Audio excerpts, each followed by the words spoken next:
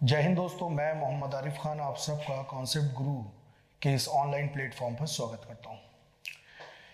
दोस्तों, मैंने इससे पहले आप लोगों से बात की थी कि मैं सिलेबस डिस्कस करूंगा और उसके लिए कुछ वीडियोस बनाऊंगा। सिलेबस डिस्कशन की सीरीज में एंशिएंट हिस्ट्री के ऊपर मैंने सिलेबस डिस्कशन किया। उसका पहला एक वीडियो मैंने बना भी दिया। अब हम लोग सिलेबस डिस्कशन सीरीज के एंशिएंट हिस्ट्री के दूसरे पार्ट को बनाने जा रहे हैं। सिलेबस डिस्कशन सीरीज के एंशिएंट हिस्ट्री के दूसरे पार्ट में हम लोग जहां पे हम लोगों ने पहला पार्ट छोड़ा था उसके आगे बढ़ेंगे। चलिए शुरू करते हैं। प्राचीन भारत के कालखंड के अध्याय के बारे में देखते हैं। प्राचीन भारत का इतिहास में जितने भी टॉपिक्स हैं, अगर उन टॉपिक्स को देखा जाए तो मेरे ख्याल से वीडियो में सारी चीजें दिख रही होंगी, क्लियर आ भी रही होंगी यहां से। ठीक है, तो अगर आप इसे देखेंगे तो पहला जो सेक्शन है वो पाषाण काल का है। पाषाण काल से इतिहास शुरू हो जाता है। प्राचीन भारत का इतिहास पाषाण काल से, स्टोन एज से शुरू हो जाता है। स्टोन एज के बाद सिंधु घाटी सभ्यता का काल आता है। सिंधु घाटी सभ्यता के बाद ताम्र पाषाण कालीन संस्कृतियां आती हैं और इसके बाद वैदिक काल शुरू हो जाता है। वैदिक काल के पश्चात दोस्तों सूत्र काल, जिसे आप 600 बीसी या महाजनपद काल कहते हैं, इसकी स्टार्टिंग हो जाती है। किसकी स्टार्टिंग हो जाती है? सूत्र काल या 600 बीसी या महाजनपद काल की। इस महाजनपद काल के बाद मौर्य काल शुरू होता है। फिर मौर्यों के पतन के बाद मौर्योत्तर काल, जिसे आप लेटर मौर्य पीरियड भी कहते हैं। फिर मौर्योत्तर काल में जो भी वंशावली थी, जो भी शासक वर्ग था, राजनीतिक पतन के पश्चात वहां पे एक नया वंश का उद्भव होता है जिसे गुप्त कहते हैं। तो गुप्त काल शुरू हो जाता है। गुप्तों के बाद गुप्तोत्तर काल आता है जिसे आप लेटर गुप्ता कहते हैं। और लेटर गुप्ता के बाद जो व्यवस्था थी फिर से एक बार बिखर जाती है और उसके बिखरने के पश्चात बहुत सारी दूसरी सत्ताएं आती हैं, बहुत सारे युद्ध होते हैं, संघर्ष होते हैं और उन युद्ध और संघर्षों के पश्चात राजपूत काल का प्रारंभ होता है। राजपूत काल का जब प्रारंभ हो रहा है और गुप्तोत्तर काल का अंत हो रहा है तो इसके पैरेलल में हम मुस्लिमों के बारे में भी अध्ययन करते हैं कि मुस्लिम धर्म का उद्भव कैसे हुआ और मुस्लिम धर्म का प्रचार प्रसार कैसे हुआ, और साथ ही साथ भारत में मुसलमानों का आगमन और अरब आक्रमण की चर्चा वहां पे की जाती है। उसकी चर्चा भी हम लोग करेंगे। तो सबसे पहले हम शुरू करते हैं कि पाषाण काल में क्या हुआ या पाषाण काल क्या है। चलिए देखिए मित्रों, हम लोग इसके पहले चैप्टर की बात कर रहे हैं, प्राचीन भारत का इतिहास का अध्याय नंबर 1, पाषाण काल। पाषाण काल का जो टॉपिक आता है, अच्छा एक चीज याद रखिएगा, मैं साथ ही साथ आपको यह भी बताता चलूंगा कि कौन सा अध्याय का कौन सा सेक्शन एग्जाम के पॉइंट ऑफ व्यू से इंपॉर्टेंट है। ठीक है, तो इसलिए पूरा वीडियो जब आप देखेंगे तो आप ये भी समझ जाएंगे अंत में कि हमें प्राचीन भारत के इस संपूर्ण सिलेबस में से किन चीजों पर ज्यादा फोकस करना चाहिए। ओके, तो पाषाण काल की बात करते हैं। पाषाण काल की अगर बात करें तो पाषाण काल का उद्भव 5 लाख से लेके 6000 बीसी के मध्य होता है। चलिए कोई नहीं, अब इस बात को थोड़ा सा एक्सप्लेन कर लेते हैं। पहले तो मैं ये बताऊं, धरती की उत्पत्ति के बारे में एक मत है। धरती की उत्पत्ति या पृथ्वी की उत्पत्ति को लेकर एक मत दिया गया है। वो मत ये कहता है कि धरती की या पृथ्वी की उत्पत्ति, अब मैं पृथ्वी लिख दूं, पृथ्वी की उत्पत्ति जो है वो तकरीबन 3.5 अरब वर्ष से लेकर 3.5 अरब वर्ष से 4.5 अरब वर्ष के मध्य हुई। मतलब 4.5 अरब वर्ष। कुछ विद्वान कहते हैं आज से तकरीबन 3.5 अरब वर्ष पहले हुई और कुछ विद्वान कहते हैं कि 4.5 अरब वर्ष पहले हुई। खैर कोई बात नहीं, वो एक विवाद का विषय है। उसकी उत्पत्ति या पृथ्वी की उत्पत्ति के पश्चात क्या हुआ?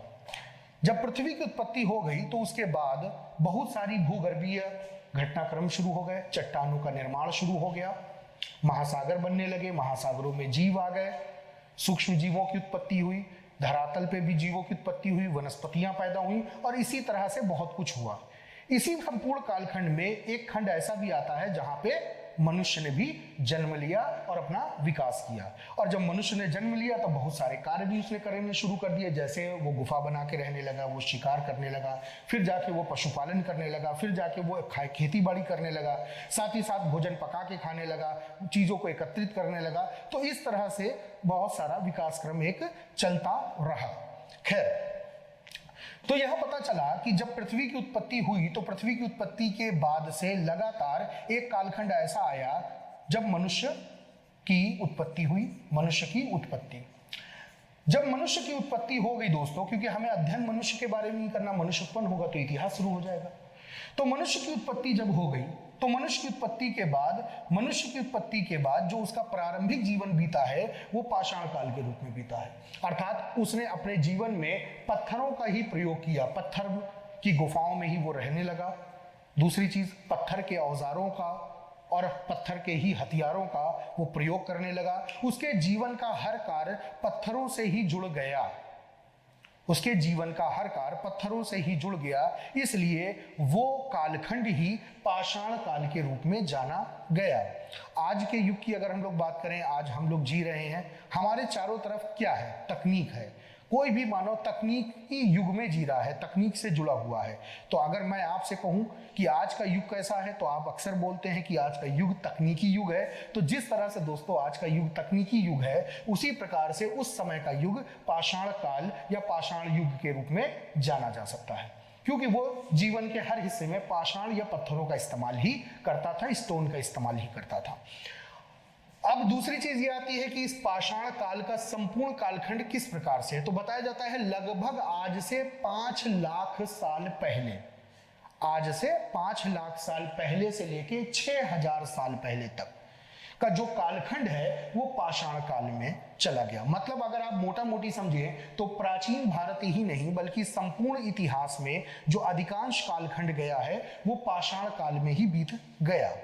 मानव के आने के बाद से लेकर, मानव जब से आया उसके बाद से उसने अपने जीवन का सारा समय, या यूं कहें कि ज्यादातर जो समय है वो पाषाण काल में ही बिता दिया। एक कैलकुलेशन से मैं इस बात को समझाता हूं। आप देखिए कि मानव की उत्पत्ति हो चुकी है।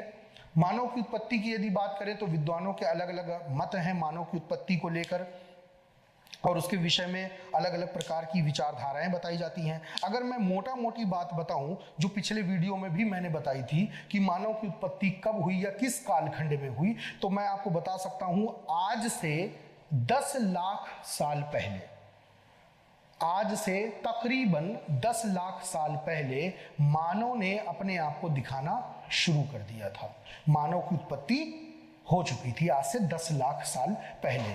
10 लाख साल पहले की अगर मैं बात करूं तो भूगर्भीय संरचना में मैंने पहले वाले वीडियो में क्या बताया था कि उस भूगर्भीय समय सारणी में जो सबसे आखिरी का एरा है या सबसे आखिरी का जो महाकल्प है, उस महाकल्प में, जिसे आप नूतन जीवी महाकल्प कहते हैं, उस महाकल्प में नूतन जीवी या नियोजोइक महाकल्प, उस नियोजोइक महाकल्प की शुरुआत कब हुई थी? तो बताया जाता है आज से 10 लाख साल पहले नियोजोइक एरा हुआ करता था, और उसी नियोजोइक में मानव ने अपना वर्तमान जो रूप है, जो हम लोगों का आज का रूप है, उसे हमने प्रदर्शित करना शुरू कर दिया था। हालांकि उससे पहले अगर आप जाएंगे तो सीनोजोइक एरा था, नियोजोइक से पहले सीनोजोइक एरा था, या आप हिंदी में कह सकते हैं नवजीवी महाकल्प हुआ करता था। तो उस सीनोजोइक एरा में पहली बार एप देखे गए, एप जिसे पुच्छहीन बंदर कहते हैं, बिना पूंछ वाले बंदर, और बताया जाता है यही मानव के पूर्वज रहे हैं किसी कालखंड में। चूंकि मानव के पूर्वज रहे, उसके बाद जाके मानव ने अपने वर्तमान रूप को दिखाया। तो तकरीबन 10 लाख साल पहले मानव आया। अब मानव 10 लाख साल पहले आ तो गया, तो आने के बाद उसने क्या किया? मानव ने आया, अपने आप को विकसित करना शुरू कर दिया, अपनी एक्टिविटीज से उसने अपनी वर्तमान स्थिति को प्रदर्शित करना शुरू कर दिया, और उसी वर्तमान स्थिति को प्रदर्शित करते करते करते करते वो 5 लाख साल में प्रवेश कर गया। 10 लाख साल थे पहले, फिर 10 से हुए 9, 9 से हुए 8, 8 फिर 7, फिर 6 और फिर 5। जब 5 लाख वर्ष की शुरुआत होती है तो सामान्यतः इतिहासकार उसे पाषाण काल की शुरुआत मान लेते हैं, क्योंकि इससे पहले भी मनुष्य था, लेकिन उसने पत्थर का इस्तेमाल अपने जीवन में उस तरह से करना सीखा नहीं था। ठीक है, तो आगे आके 5 लाख साल में वो तकरीबन पत्थरों का इस्तेमाल कुछ इस प्रकार से तो करने ही लगा था कि उसके इतिहास को हम समझ पाए, क्योंकि उसने उन चीजों को संजोना शुरू कर दिया था पत्थर के उन उपकरण। और मैंने पहले भी कहा है, इतिहास जो होता है वो साक्ष्यों के दम पे चलता है। जहां से हमें किसी चीज का साक्ष्य मिलेगा वहीं से हम स्टार्टिंग मान लेंगे। जब तक सिंधु घाटी सभ्यता के साक्ष्य नहीं मिले थे तो लोग समझते थे कि भारत के इतिहास का प्रारंभ वैदिक काल से होता है। आप भी सुने होंगे कहीं ना कहीं ये बात। लेकिन जब सिंधु घाटी सभ्यता के साक्ष्य मिल गए, अंग्रेजों ने भारत पे जब कब्जा किया, तो उसके पश्चात कई सारे आर्कियोलॉजिकल डिपार्टमेंट ने ये कार्य किए, उसके बारे में हम लोग पढ़ते भी हैं, आगे मैं बताऊंगा भी। तो उसके बाद साक्ष्य मिले तो लोगों ने कहा भाई इतिहास तो और भी पुराना है भारत का, पता चला सिंधु घाटी सभ्यता का इतिहास है जाता है। और इसी प्रकार से अध्ययन से यह भी पता चलता है कि पाषाण काल में मानव आ गया। खैर कोई बात नहीं, मानव ने अपने लक्षण दिखाना शुरू कर दिए और वहीं से इतिहास का प्रारंभ हो जाता है। तो हमारा इतिहास का अध्ययन 5 लाख साल से 6000 बीसी तक स्टोन एज में रहता है हमारा मानव। मानव जब स्टोन एज में रहता है तो उस स्टोन एज को भी हमने 3 कालखंडों में डिवाइड कर दिया है, पूरा पाषाण काल, मध्य पाषाण काल और नव पाषाण काल। ठीक है, पूरा पाषाण काल क्या है तो हमें समय पता होना चाहिए। पूरा पाषाण काल का समय 5 लाख बीसी से लेके 10,000 बीसी के कालखंड के अंतर्गत पूरा पाषाण काल का हम अध्ययन करते हैं। अब प्रश्न ये पैदा होता है कि जब आप पूरा पाषाण काल का अध्ययन कर रहे हैं तो अगर मोटा मोटी समझने की बात हम लोग करें तो देखने वाली बात क्या होगी कि पूरा पाषाण काल को हमने 10,000 तक ही केवल रखा, फिर 10,000 से हम मध्य पाषाण काल में आते हैं और 10,000 बीसी से 6,000 बीसी, और फिर उसके बाद हम नव पाषाण काल में आते हैं और 6,000 बीसी से 3500 बीसी। तो मन में प्रश्न पैदा होना चाहिए कि आखिर हमने इसको डिवीजन किस आधार पे किया, कैसे हमने इसको ये तय कर लिया कि ये पूरा पाषाण होगा, ये मध्य होगा और ये नव होगा, कोई तो आधार होगा। तो मेरे दोस्तों इतिहास में साक्ष्य बहुत महत्व रखते हैं, मैं पहले भी कह चुका हूं। और हम लोग क्या करते हैं एग्जाम में, साक्ष्यों को इग्नोर करते हैं। और जब आप साक्ष्यों को इग्नोर करेंगे और साक्ष्य से क्वेश्चन आता है एविडेंस से, तो कहां से एविडेंस से क्वेश्चन आएगा मैं साथ साथ बताता चलूंगा। फिलहाल आप समझ लीजिए कि पूरा पाषाण काल की पहचान उस काल में कुछ ऐसी घटनाक्रम हुए जिससे हमने तय किया कि ये पूरा पाषाण काल है। तो वो साक्ष्य कौन कौन से थे, जैसे उदाहरण के तौर पे अगर मैं आपसे बात करूं तो हम लोग जब ये कहते हैं कि पूरा पाषाण काल की बात चल रही है या मध्य की बात चल रही है या नव की, तो आखिर क्या हो रहा था। देखिए पूरा पाषाण काल की बात करें तो इसके बारे में ये कहा जाता है कि पूरा पाषाण काल की शुरुआत जो है, पूरा पाषाण काल का प्रारंभ जो है वो हिम युग से हुआ। हिम युग का मतलब होता है जब बर्फ ने पूरी दुनिया को चारों तरफ से ढक लिया, धरती ठंडी हो गई, तो उसकी ठंडक होने की बाद से क्या हुआ, पूरा पाषाण काल की शुरुआत हो गई। बात समझ में आई कि नहीं। तो धरती के ठंडा होने के बाद पूरा पाषाण काल शुरू हो गया। सेकेंड थिंग क्या है, मध्य पाषाण काल।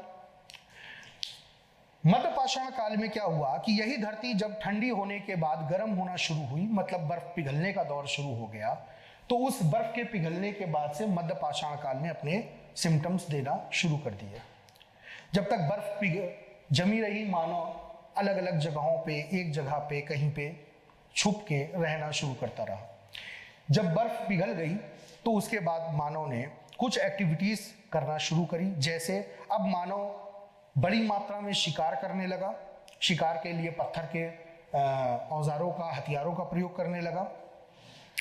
वो भोजन संग्राहक था, उत्पादक नहीं। वो खूब सारा शिकार कर लेता था, उसे संग्रह कर लेता था और वो अगले कई दिनों के लिए फ्री हो जाता था कि भाई मेरे पास तो खूब सारा भोजन आ गया। तो एक प्रकार से वो शिकारी था और संग्राहक था। ओके, दूसरी चीज, फिर उसके बाद हम बात करते हैं कि और उसने क्या किया। तो इस कालखंड में अगर हम बात करें, मध्य पाषाण काल में मनुष्य ने अब तक आग की खोज भी कर ली थी और शवाधान पद्धति भी वो कहीं ना कहीं सीख रहा था। साथ ही साथ कृषि का कुछ साक्ष्य तो नजर आता है, लेकिन पूरी तरह से यहाँ पे कृषि अभी सब जगह प्रारंभ नहीं हुई है, क्योंकि ये एक ऐसा कालखंड है। कृषि को लेके एक इंटरेस्टिंग बात यह है कि जो एग्रीकल्चर है वो पूरी दुनिया में सब जगह एक टाइम पे शुरू नहीं हुआ। कहीं पे 9000 बीसी में कृषि शुरू हो गई, तो कहीं पे 7000 बीसी में कृषि शुरू हो गई। अगर हम बलूचिस्तान की बात करें, जिसकी आपने चर्चा भी सुनी होगी कि गेहूं और जौ के दाने पाए गए, तो वो 7000 बीसी का टाइमिंग बताया जाता है। तो आप समझ पा रहे होंगे कि 7000 बीसी का टाइमिंग मतलब 10,000 से 6,000 के बीच का कोई कालखंड होगा 7000। एडी और बीसी की चर्चा मैं पहले ही कर चुका हूं पहले वीडियो में, वो भी जरा चेक कर लीजिएगा। तो 7000 बीसी में शुरू हो गई कहीं कृषि। तो मोटा मोटी ये कह सकते हैं कि कृषि के सिम्टम्स तो नजर आए, लेकिन ये कोई एग्रीकल्चर युग नहीं था। तो इस काल की सबसे बड़ी क्रांति क्या है? तो इस काल की सबसे बड़ी क्रांति क्या थी? वो थी हिम युग का समाप्त होना। हिम युग जो था वो इस समय तक आते आते समाप्त हो गया था, ये इसकी पहचान है। और मध्य पाषाण की पहचान क्या है? कि इस समय की सबसे बड़ी पहचान है अग्नि की खोज। अग्नि की खोज हो गई थी अब तक, ठीक है, और शिकारी तो मनुष्य था ही। नवपाषाण काल की सबसे बड़ा जो परिवर्तन है, या यूं कहें कि नवपाषाण काल की पहचान या साक्ष्य कैसे लिया गया कि भाई नवपाषाण शुरू हो गया। नवपाषाण में मनुष्य ने कृषि करना शुरू कर दिया। तो इसकी सबसे बड़ी बात यह है कि मनुष्य ने अब परमानेंटली कृषि करना शुरू कर दिया। तो एग्रीकल्चर करता था, जब कृषि कोई व्यक्ति करता है तो पशु अपने आप पालने लगता है, क्योंकि कृषि में पशु का बहुत अहम रोल होता है। तो पशुपालन भी शुरू हो गया मनुष्य का। बात समझ में आ रही है कि नहीं? मनुष्य ने पशुपालन करना शुरू कर दिया, तो खेतीबाड़ी शुरू करी, पशुपालन शुरू कर दिया। अब कोई आदमी अगर कृषि करेगा, एक बात और याद रखिएगा, पशुपालन ये वाले कालखंड के बाद से पशुपालन, क्योंकि पशुपालन अगर घटनाक्रम के हिसाब से देखें तो शिकार सबसे पहले आता है, फिर सेकंड नंबर पे पशुपालन आता है, थर्ड नंबर पे एग्रीकल्चर आता है। तो एग्रीकल्चर सबसे बाद में शुरू किया गया, लेकिन जब एग्रीकल्चर शुरू किया गया तो पशुपालन थोड़ा ज्यादा महत्व रखना शुरू कर दिया, इसलिए हमें ज्यादा स्पष्ट रूप से नजर आने लगा। तो कृषि किया, पशुपालन किया। अब पशुपालन करेगा, कृषि करेगा, तो उसके जीवन में स्थायित्व और स्थायित्व आ गया, स्थायी जीवन जीने लगा। स्थायी जीवन जीने लगा कौन? मनुष्य। क्योंकि कृषि जो होती है वो मनुष्य को स्थायी जीवन जीने के लिए बाध्य करती है। खेतीबाड़ी करोगे दोस्त, तो एक बात बताओ, आज आपने खेतीबाड़ी करी, जोत दिया खेत को, तो ऐसा तो है नहीं कि अगले दिन भाग जाओगे, चले जाओगे, क्योंकि अगले दिन चले जाओगे तुम्हारी फसल कोई और ले जाएगा।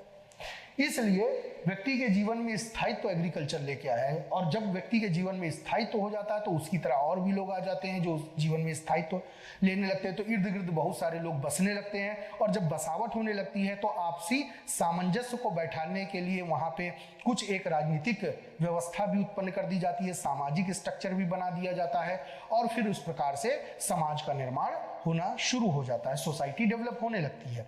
तो कहीं ना कहीं कृषि सोसाइटी डेवलपमेंट का बेस लाइन माना जा सकता है, ये बात आपको ध्यान में रखनी है। तो कृषि, पशुपालन एंड स्थायी।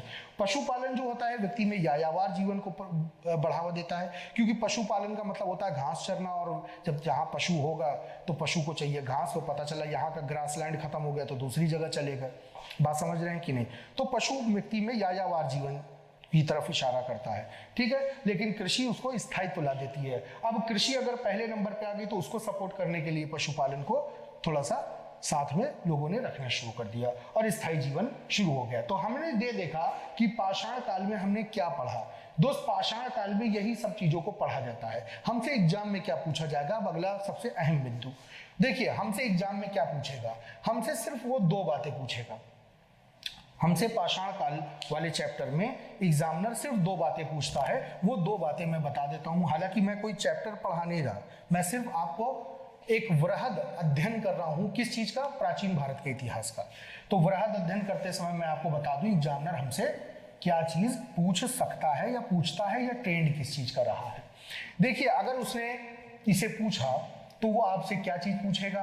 इन तीनों ही बिंदुओं में, ये जो तीन बिंदु आपने देखे, पुरा, मध्य एंड नव, इन तीन में सिर्फ वो दो बातें पूछेगा। पहले नंबर पे आपसे पूछेगा स्थान, ठीक है, तो ये पूछेगा अच्छा बताओ मध्य पाषाण काल का स्थान कहाँ कहाँ मिला, मतलब ऐसे कौन से जो सिम्टम्स हैं मध्य पाषाण काल के वो कहाँ कहाँ अब तक खोज के निकाले गए, या नव पाषाण काल के सिम्टम्स कहाँ कहाँ खोज के आपने निकाल लिया। तो ऐसे स्थानों के बारे में वो हमसे चर्चा कर सकता है। दूसरी चीज विशेषता पूछेगा, विशेषता पर्टिकुलर कालखंड की विशेषता, जैसे अभी मैंने बताया ना ये हिमयुग समाप्त हो गया, ये बताया अग्नि की खोज हो गई, ये कृषि पशुपालन स्थायी जीवन, ऐसे करके आपसे विशेषताएं पूछेगा। तो दो बातें पूछी जाती है, स्थान और विशेषता, बस इसी दोनों पे ही फोकस आपको करना है। बाकी इस पूरे चैप्टर के अंदर ज्यादा दिमाग नहीं दौड़ाना है, बहुत ज्यादा पढ़ने में रहेंगे तो 50-20 पन्ने का खाली यही चैप्टर है, इसी में उलझ के रह जाएंगे किताबों में जो लोग पढ़ते हैं, और नोट्स में तो शॉर्टकट बताने की कोशिश की जाती है, मैं तो बताता ही हूँ। तो आपको सिर्फ स्थान और विशेषता पे नजर रखनी है, ये मैं सभी विद्यार्थियों को सलाह देता हूं। तो चलिए पहला सेक्शन खत्म होता है, पाषाण काल वाली बात खत्म हो जाती है। अब ठीक है, तो पहली बात कंप्लीट होती है। अगले बात पे आते हैं हम लोग, सिंधु घाटी सभ्यता, फटाक से समझ लेते हैं। देखिए सिंधु घाटी सभ्यता जो है उसको दो पार्ट में सामान्यता बांटा जाता है और मैं 3 में बांट के दिखा रहा हूं। सिंधु घाटी सभ्यता में सबसे पहला प्रश्न क्या पैदा होता है, हमारा दूसरा चैप्टर सिंधु घाटी सभ्यता। सिंधु घाटी सभ्यता में पूर्व हड़प्पा काल अर्थात हड़प्पा सभ्यता का जिसकी उत्पत्ति हुई, जिसे आप जानते हैं, उस सभ्यता की उत्पत्ति का प्रारंभिक दौर क्या था। तो मैंने अभी 3500 पे छोड़ा था, आप देखेंगे तो मैंने 3500 पे छोड़ा था, 6000 बीसी से 3500 बीसी नवपाषाण काल, वही 3500 बीसी से आगे की घटना शुरू होती है। जैसे नवपाषाण काल खत्म होता है तो सिंधु घाटी सभ्यता या हड़प्पा सभ्यता के प्रारंभिक साक्ष्य मिलना शुरू हो जाते हैं। पूर्व हड़प्पा काल में इसी का अध्ययन किया जाता है, खैर कोई बात नहीं। सेकेंड आता है जब 2500 बीसी का समय निकल जाता है तो उसके बाद से यही सभ्यता धीरे धीरे विकसित रूप लेना शुरू, जैसे जैसे समय बीतता है चीजें विकसित होती हैं तो ये भी धीरे धीरे विकसित रूप लेना शुरू करती है। तो विकसित हड़प्पा काल प्रारंभ हो जाता है 2500 बीसी से लेकर 1800 बीसी के कालखंड में सिंधु घाटी सभ्यता बहुत ज्यादा विकसित होती है। सारी चीजें यहाँ नजर आती हैं, जैसे बहुत कुछ हम इस कालखंड में बहुत सारी चीजों का अध्ययन करते हैं, वो चीजें क्या है। देखिए विकसित हड़प्पा काल जो 2500 बीसी से लेकर 1800 बीसी है, ये जो डेट मैं बोलता हूँ इसमें बहुत अलग अलग किताबों में वेरिएशंस दिए गए हैं, कोई अलग अलग डेट बताता है, 100-150 साल के डिफरेंसेस हो सकते हैं, तो उसको लेके घबराना नहीं है। बहुत ही ज़्यादा जो मान्य मत हैं मैंने सिर्फ उन्हीं को ही केवल लिखा है डेट को मामले में, कि जो ज़्यादा डेट एक्सेप्टेबल है उसी डेट को मैंने लिखा है, या एग्जाम में जो डेट एक्सेप्टेबल दिखाई गई है। 2500 बीसी से लेकर 1800 बीसी। मेरे दोस्त जरा आते हैं, विकसित हड़प्पा काल जो है उसमें हमें क्या पढ़ना है। देखिए जैसे ही विकसित हड़प्पा काल का फेज आप किताबों में पढ़ते हैं, नोट्स में पढ़ते हैं, तो आपके सामने सबसे पहले आता है उत्पत्ति को लेकर विवाद, विभिन्न मत। बहुत सारे लोग अलग अलग मत देते हैं कि हड़प्पा सभ्यता की उत्पत्ति ऐसे हो गई वैसे हो गई। इन संपूर्ण मतों को 2 पार्ट में डिवाइड करके स्टडी किया जाता है, पहला विदेशी मत, दूसरा देशी मत। हमारे पास जो विदेशी मत हैं वो विदेशी मत ये कहता है कि भारत में जो हड़प्पा सभ्यता का विकास हुआ है वो मेसोपोटामियन सभ्यता से ही हुआ है। अब ये एक पढ़ने का विषय है, ये तो आपको चैप्टर में मिलेगा जब आप पढ़ेंगे, अभी तो आप सिलेबस पढ़ रहे हैं केवल, तो आपको ये पढ़ना पड़ेगा। आपको मेंस के पॉइंट ऑफ व्यू से भी ये पता होना चाहिए क्योंकि ये कंसेप्चुअल बात है। तो यहाँ पे तर्क दिए जाएंगे कई सारे, इसमें हम तर्क पढ़ते हैं विदेशी मत क्या तर्क देता है कि कैसे हम ये कह सकते हैं कि इसमें सिंधु घाटी सभ्यता एक विदेशी सभ्यता से प्रभावित या उत्पन्न हुई थी, और दूसरा फिर देसी वाले इसका खंडन भी करते हैं कि नहीं नहीं भाई ये वजह है जिनकी वजह से हम ये बात नहीं कह सकते। तो देसी मत क्या है, देसी मत में जो आधार बनाया गया है वो भारत में, बहुत ध्यान से सुनिएगा, भारत में सिंधु घाटी सभ्यता से पहले कुछ छोटी छोटी संस्कृतियां थी, क्योंकि सभ्यता एक बहुत विशाल अवधारणा होती है और संस्कृतियां उसके अंदर की छोटी छोटी चीजें होती हैं। तो सभ्यता एक बड़ी चीज होती है और उसके अंदर ही संस्कृतियां पनपती हैं। संस्कृति जैसे उदाहरण स्वरूप संस्कृतियां, ठीक है, फॉर एग्जाम्पल, और ये हो गई सभ्यता। जैसे हमारी सभ्यता क्या है कि हम भारतीय हैं, हम भारतीय हैं, ये हमारी सभ्यता है। लेकिन हम भारतीय होने के साथ साथ कोई कहता मैं यूपी वाला हूं, कोई कहता मैं बिहार वाला हूं, कोई कहता मैं मध्य प्रदेश या राजस्थानी हूं, तो कोई कहता मैं साउथ इंडियन हूं। तो इस प्रकार से अलग अलग संस्कृतियां हैं। अब और अंदर जाएंगे तो पता चला हम यूपी में चले आए, तो यूपी में कोई कहेगा यार मैं तो जो है मेरठ का रहने वाला हूँ, कोई कहेगा मैं तो कानपुर का रहने वाला हूँ, कानपुरिया हूँ, कोई कुछ बोलेगा, कोई कुछ बोलेगा, तो अलग अलग प्रकार से लोग इसे बोलेंगे। तो वो संस्कृतियां हैं। तो कहने का तात्पर्य ये होता है संस्कृतियां छोटी होती हैं और जब वो विकसित हो जाए, यही कानपुर का आदमी जब दुनिया में छा जाएगा तो वो अपनी ज्यादा विकास कर जाएगा, तो वो अपनी कनपुरिया जो व्यवस्था है उसको सब जगह अपने जो एक कल्चर है वो दूसरों को तक पहुंचा भी देगा, तो वो धीरे धीरे सभ्यता के रूप में भी हो सकता है विकास उस चीज का। तो संस्कृतियां जब ग्रोथ करती हैं तो वो एक बड़ी सभ्यता का रूप ले सकती है, एक सभ्यता का रूप ले सकती हैं, क्योंकि जिस संस्कृति को लोग ज्यादा से ज्यादा लोग फॉलो करने लगे वो भविष्य में जाके सभ्यता की जैसी दिखने लगेगी, या सभ्यता एक बहुत विस्तृत स्तर पे चीजें होने लगेंगी, तो वो सभ्यता ही हो जाएगी।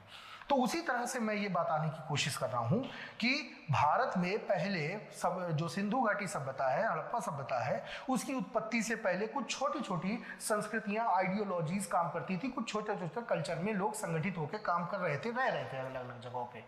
तो उनकी संस्कृतियों ने जब अपने आप को विकसित करना शुरू किया तो वही सभ्यता में बदल गए। वो संस्कृतियां कौन कौन सी हैं?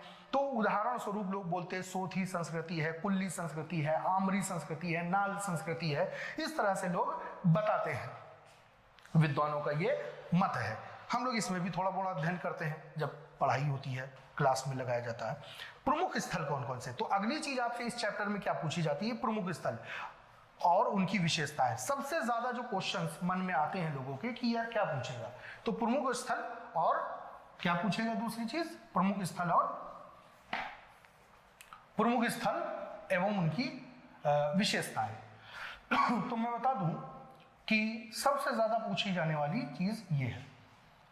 तो अक्सर क्या पूछा जाता था कि ये बताओ प्रमुख स्थल कौन सा है, तो आपने बताया हड़प्पा है, मोहनजोदड़ो है, चन्हूदड़ो है, कोटदीजी है, जोदार जोदड़ो है, और इसके अलावा आप देखेंगे लोथल है, कालीबंगा है, ये बहुत सारे स्थान हैं।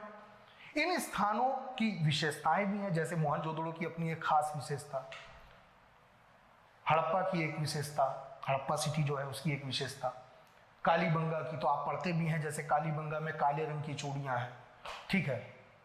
लोथल के बारे में आप पढ़ेंगे, या आप ये पढ़ते हैं कि वहां फला जगह पे स्नानागार मिला, अन्ना भंडार मिला। तो ये जो चीज आप पढ़ते हैं वो इसी हेडिंग के अंतर्गत पढ़ते हैं। बात समझ में आई कि नहीं? इसमें बहुत कुछ दिया होता है, लेकिन सिर्फ चुनिंदा चीज ही एग्जाम में पूछी जाती है, उसकी चर्चा हम लोग जब स्टडी करेंगे तो इसको देखेंगे।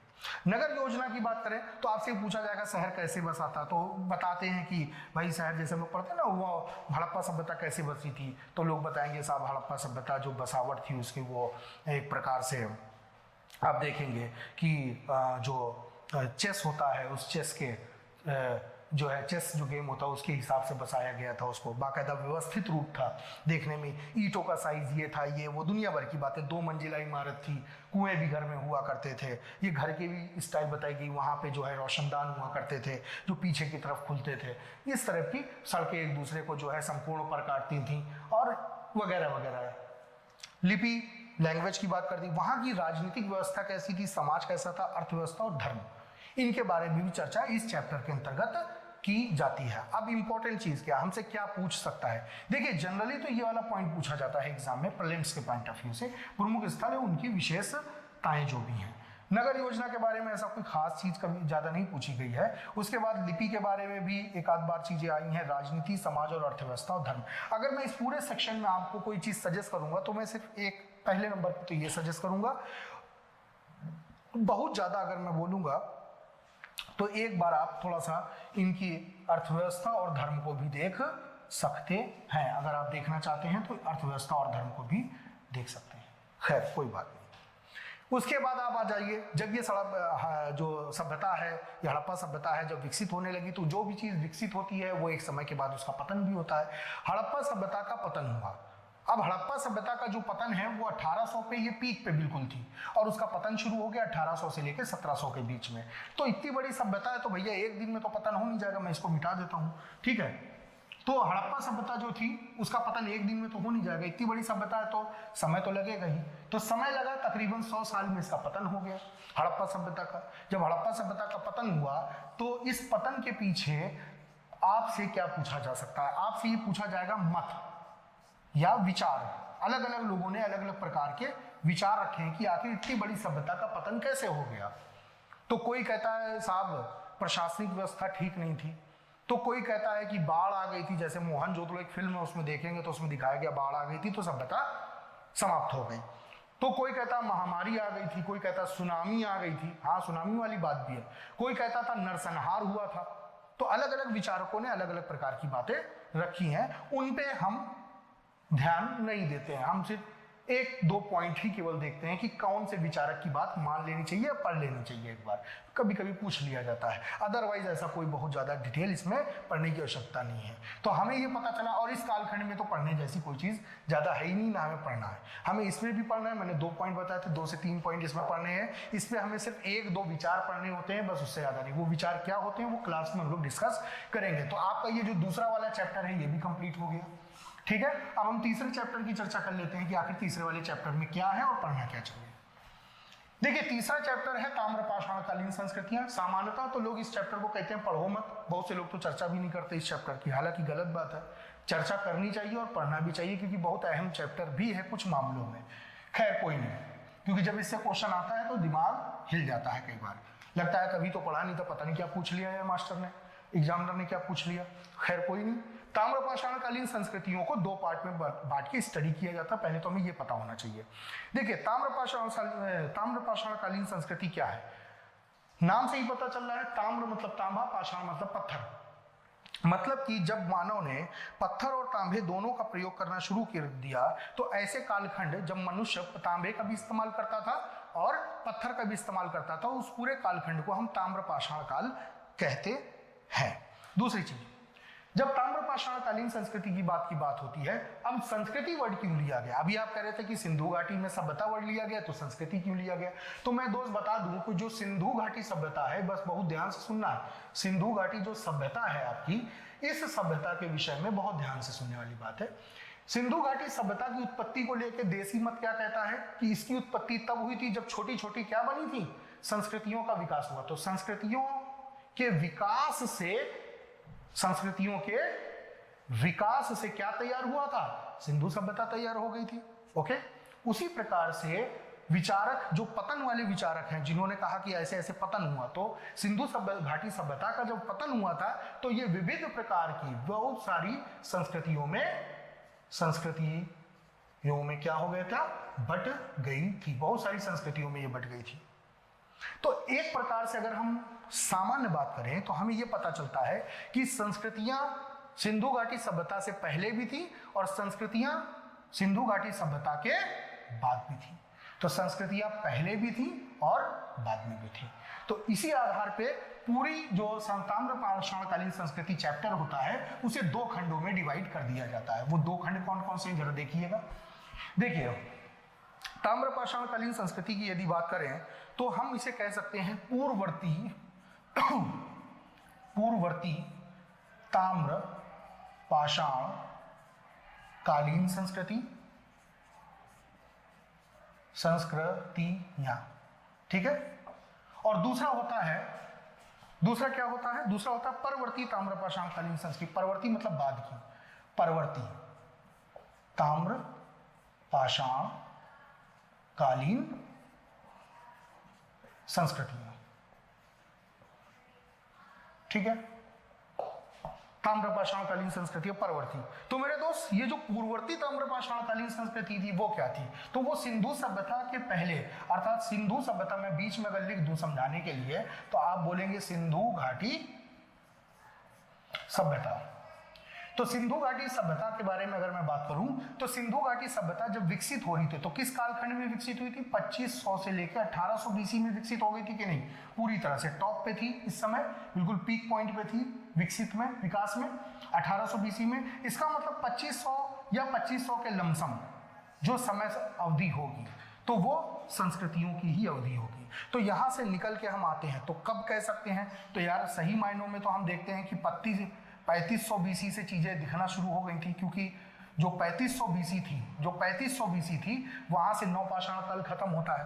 तो मोटा मोटी ऐसे भी कह सकते हैं कि 3500 बीसी, हालांकि इसको लेके एग्जैक्टली कहना तो उतना अभी कंफर्मेशन नहीं है उन सब चीज़ों का। 3500 बीसी के बाद से तकरीबन 2700-2800 बीसी तक हमें क्या दिखता रहा, हमें ताम्रपाषाणकालीन संस्कृतियां दिखती रही। वही आके आगे सिंधु घाटी सभ्यता, ये देसी मत कहता है, मैं बार बार ये बात बोल रहा हूँ, जो देसी मत है वो यही कहता है। और इसके बाद जब इसका पतन हो गया 1800 से लेके ये, तो 1700 आते आते पतन हो गया। 1800 से लेके 1700 तक पतन का काल चला कि नहीं भाई? अगर आप पतन की बात करेंगे तो 1800 बीसी से लेके 1700 बीसी तक इसका पतन हुआ। इसका मतलब जो संस्कृतियों का उद्भव होगा वो 1700 बीसी से शुरू हो चुका होगा। तो तकरीबन जो परवर्ती ताम्रपाषाणकालीन संस्कृति मतलब बाद में जो उत्पन्न हुई वो 1700 बीसी से, आप मोटा मोटा मान लीजिए 1700 बीसी से लेके 1500 बीसी, क्योंकि 1500 बीसी से वैदिक काल शुरू हो जाता। अब पढ़ना क्या है, ये तो हम समझ गए कहानी इसकी। अब पढ़ना क्या है, देखिए पढ़ने में आपको सिर्फ कुछ नहीं करना है, तो मैं आपको बता दूं, परवर्ती ताम्रपाषाण संस्कृतियां, कुछ संस्कृति यहां पढ़ लेनी है, नाम पढ़ लेने हैं केवल, कुछ संस्कृतियां यहां आपको पढ़ लेनी है और कुछ संस्कृतियों के नाम आपको यहां पढ़ लेने हैं। ठीक है, तो कुछ संस्कृतियां आप यहां पढ़ लीजिए, कुछ कौन कौन सी वो भी अगर मैं मोटा मोटी बता दूं तो आप ऐसे ही समझ जाएंगे। तो कुछ संस्कृतियां जो है, कुछ संस्कृति आपको यहां पढ़ लेनी है।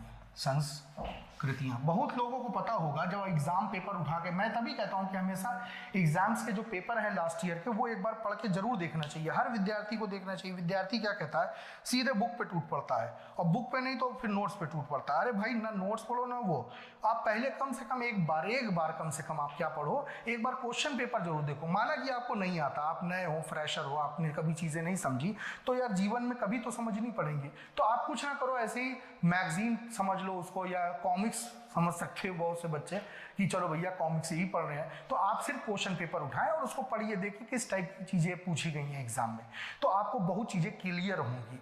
तो मैं वही चीज बताने जा रहा हूं, जो ताम्रपाषाणकालीन संस्कृतियां हैं, ये ताम्रपाषाणकालीन संस्कृतियां हैं, तो इसमें कुछ पूर्ववर्ती ताम्रपाषाणकालीन संस्कृति है, कुछ परवर्ती ताम्रपाषाणकालीन संस्कृतियां हैं।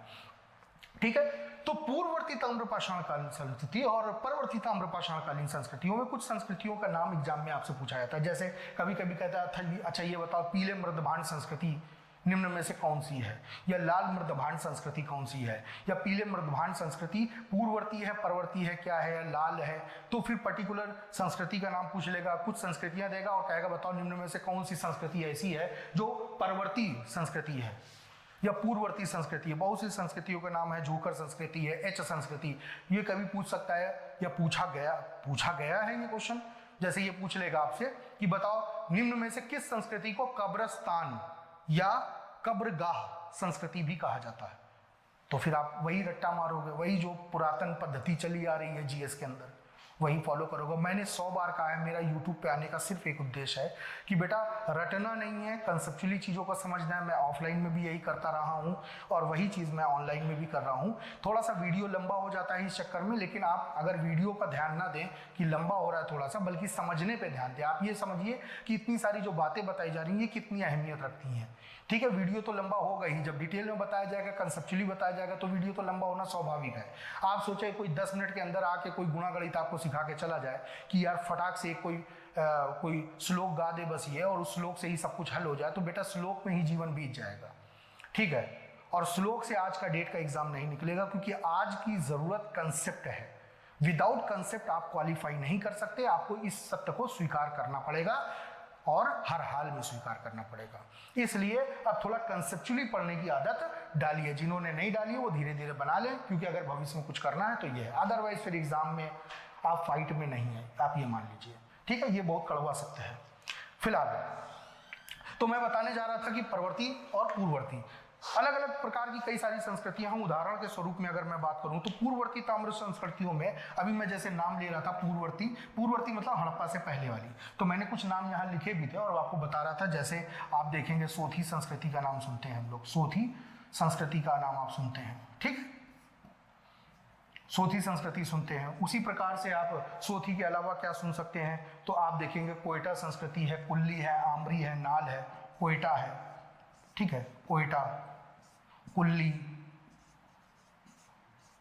आमरी, नाल, इस टाइप से आप संस्कृतियों का नाम सुनते हैं, आपसे एग्जाम में पूछा जा सकता है।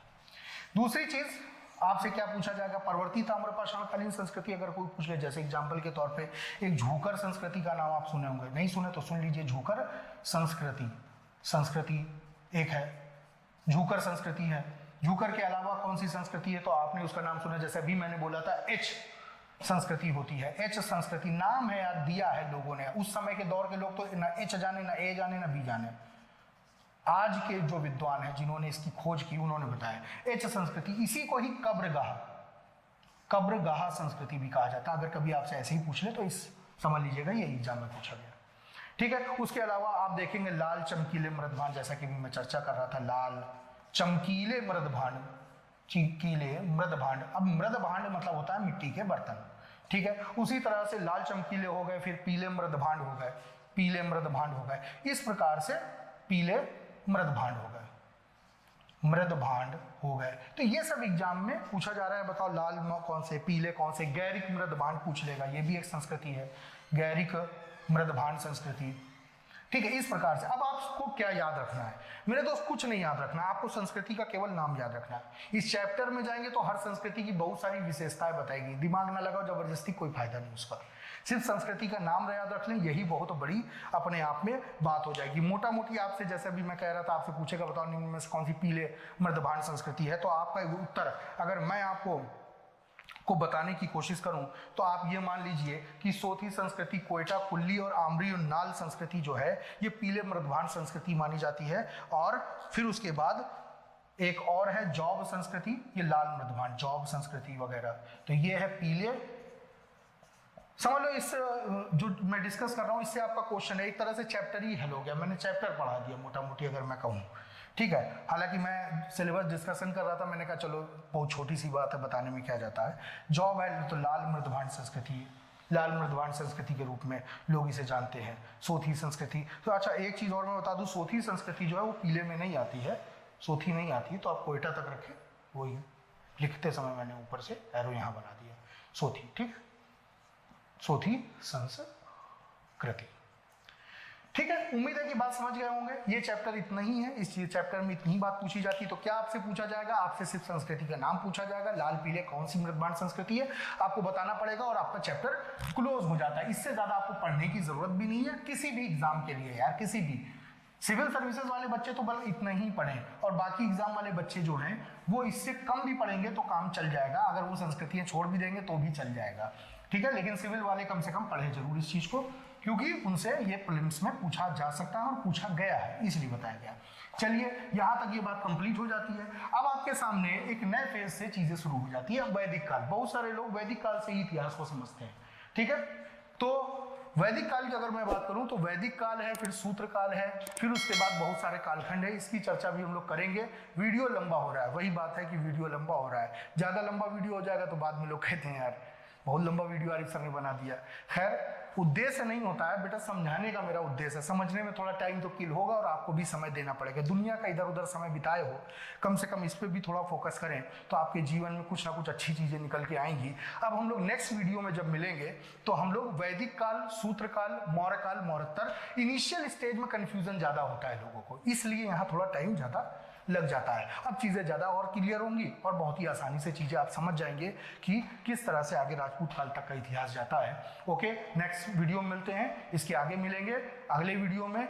वो तीसरे नंबर का वीडियो होगा, पार्ट 3 होगा एंशिएंट हिस्ट्री डिस्कशन का। और इसी के साथ हम चीजों को यहीं पे छोड़ते हैं, नेक्स्ट वीडियो में मिलेंगे तो जस्ट वैदिक काल से ही शुरू करेंगे। Okay, thank you.